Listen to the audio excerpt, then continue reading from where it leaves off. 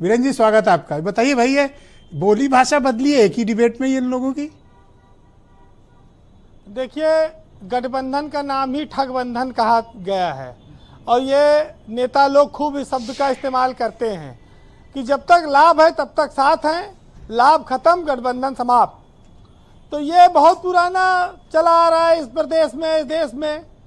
और हर पार्टी पंचायत चुनाव के माध्यम से अपनी जड़ों को मजबूत करना चाहती है और पंचायत चुनाव गांव से लेके कहा जाए कि गांव की सरकार त्रिस्तरीय व्यवस्था होती है, तो लोग इसी से अपने संगठन को भी मजबूत करते हैं और आगे के लिए।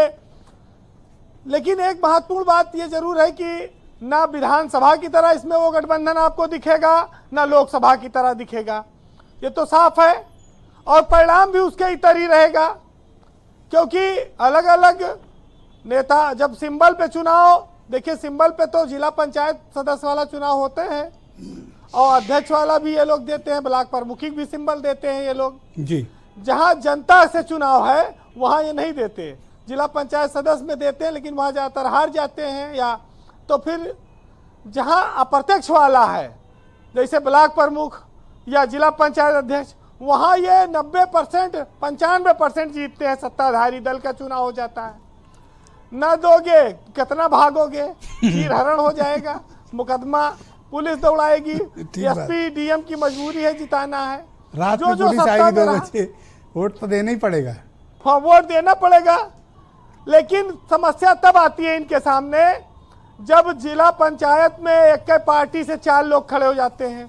सिंबल ओके दिया, लेकिन वो नाराज विद्रोही जो बागी होते हैं वो इन लोगों को परेशान करते हैं, क्योंकि वो मानते नहीं और भाई मानेंगे भी नहीं, क्योंकि पार्टी के बस्ता ढोए हैं, इतने दिन झंडा ढोए हैं, तो उनका भी हक बनता है। और ब्रजेश जी, ये जो चुनाव है ये पार्टी से ज्यादा व्यक्तिगत चुनाव होता है, इसीलिए पार्टी कार्यकर्ता मानता नहीं है कि हमने क्षेत्र में इतना दिन काम किया है, उसकी व्यक्तिगत छवि पे वोट मिलेगा। पार्टी का वोट तो देखिए विधानसभा और लोकसभा में ज्यादा मायने रखता है, तो यहाँ पर इसीलिए बागी बहुत ज्यादा जीतते भी हैं। सिंबल देने में पार्टियां डरती हैं और आप जानते हैं जब काबू नहीं रहता है तो जो जीत के आता है उसी को सत्ताधारी दल अपने ऊपर मान लेता है कि अभी हमारे हैं, थोड़ी देर के लिए नाराज हो गए थे। तो ये एक बहुत पुरानी व्यवस्था रही है, क्योंकि अब बीडीसी यूडीसी धरपकड़ वाला सिस्टम आप जानते ही हैं कि चुनाव प्रमुखी का कैसे होता है और जिला पंचायत अध्यक्षी का, और दारू मुर्गा और कैश सब इंतजाम, गाड़ी घोड़ा भी दिया जाता है, ये हर चुनाव में रहता है। तो ये चुनाव एक बहार की तरह है, मौसम आया है, जो दल सत्ता में है उनके पास अवसर है। दुबे जी बैठे थे, एक चीज मैं थोड़ा जानना चाहता था कि 2 लोकसभा सांसद हैं, हो सकता है कि जिला पंचायत अध्यक्ष वाली सीट ये मांगे कि हमको बागपत या जो है मथुरा या मुजफ्फरनगर। जिला पंचायत सदस्य तो जिताएं पहले, अध्यक्षी तो बहुत बड़ी बात है। हाँ, ये बात तो सही है, उसमें तो जनता वोट करेगी। हाँ। लेकिन अध्यक्षी के लिए दावा करेंगे क्योंकि महत्वपूर्ण मामला है।